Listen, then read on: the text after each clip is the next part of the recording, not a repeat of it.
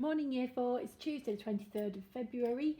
This is your English lesson today. We're going to be doing some work on subordinate clauses in our writing. Now we did some of this before Christmas and we're just going to have a little look at it again in the next couple of days.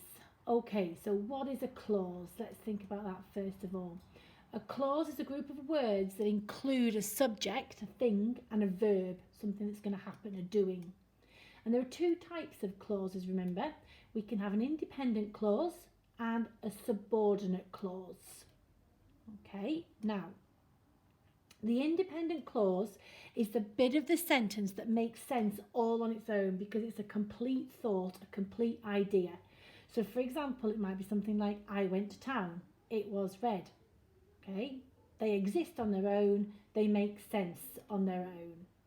Okay, now if you remember from our previous work, that the subordinate clause helps the independent clause out, but it doesn't make sense on its own. So for example, after the storm cleared, that makes no sense on its own. It needs something else. It needs that other bit of clause, the independent clause, to make sense. Because he didn't like chocolate, well, makes no sense. It needs something else. So that subordinate clause does not make sense on its own. Those are our two types of clauses.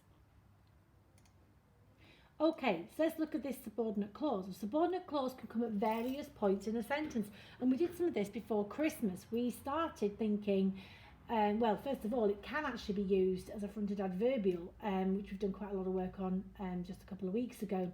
Here's an example. Like a bullet speeding through the air, he ran through the door. So here's our fronted adverbial, but it also acts as a subordinate clause in this part of the sentence. You can also put it at the end of a sentence. So here's our subordinate clause, because she needed an early tea. And our main idea, our independent clause, she went straight home after school. We've got our extra bit there at the end. Sometimes it even comes in the middle. Now this is something more that you will do in year 5, but I'm just going to mention it now. So we've got the subordinate clause here, who lives in Australia. Makes no sense on his own, but with the other parts of the sentence, my brother Richard, who lives in Australia, is coming home for Christmas. Okay, so there's some examples of those subordinate clauses, those clauses that do not make sense on their own. Now, the problem when it comes to this is when we use punctuation, and we need to be clear about when we need to use that comma. So sometimes you'll need to use a comma to mark the subordinate clause. Here's some rules. Right. If the subordinate clause starts the sentence, then we can use a comma after it. If it ends the sentence, you do not need the comma. So we've done this before. Let's have a little look. Can you see here we've got one that says, before we go swimming, comma, we have to go to school. So before we go swimming, that's the subordinate clause, doesn't make sense on its own. But because it's at the beginning of the sentence, we can separate the two clauses with the comma there. All right, but we could put before we go swimming at the end. We have to go to school before we go swimming. We do not need a comma. Okay, we do not need a comma there. And that's the tricky bit to remember. Okay, when it's at the beginning, you need it there. In this sentence, we've got the subordinating conjunction before that's linking the two ideas, so you don't need a comma. That's why we don't have a comma there. Okay, but you just need to remember that, children. I think that's something from last time when we did this. Lots of children were just putting commas anyway, but no, if it's at the beginning, the subordinate clause is at the beginning of the sentence, then yes, you need the comma. But when it's here at the end of the sentence, you just write the sentence. Okay, you might need to remember that when you do today's task. So you might want to have the video on or pause it at that point so you can remember when to put that comma in. Okay. Conjunctions are used to start the subordinate clause. Okay, here is a collection of conjunctions that you might use. These are called subordinating conjunctions. Which, while, when, until, after, before, so that, just as. And there are quite a few more, but these are some that we could use. Here's our independent clause. It makes sense on its own. She walked for an hour. And it's asking us to use one of these to make a subordinate clause. Here's an example. After, okay, there's after. After she'd eaten lunch, she walked for an hour. Look, there's the comma. The comma's there because I've got the subordinate clause at the beginning of the sentence. Yeah.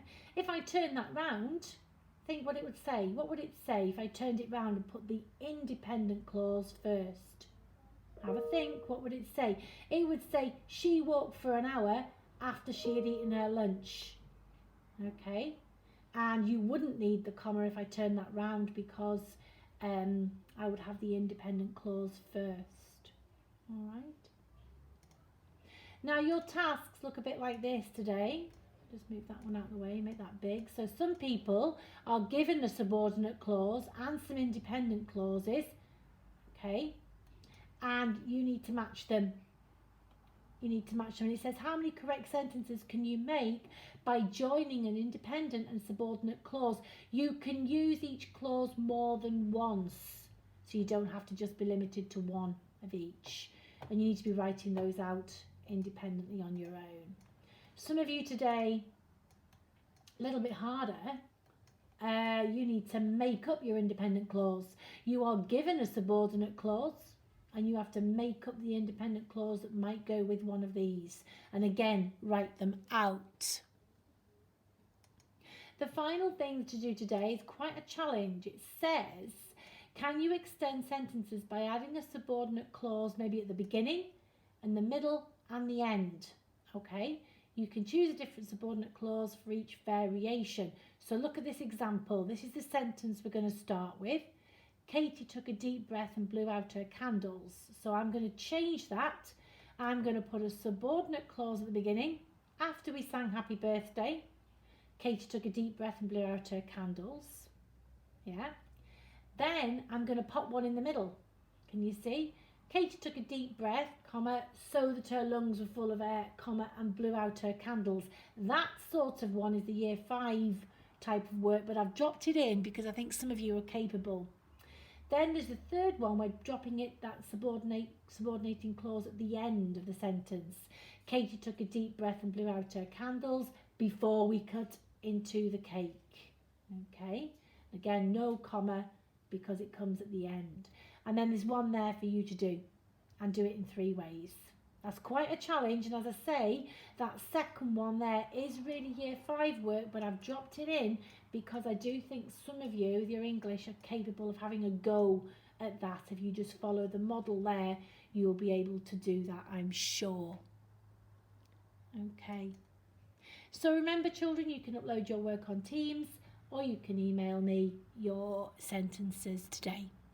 Okay, have fun with subordinating clauses. Goodbye.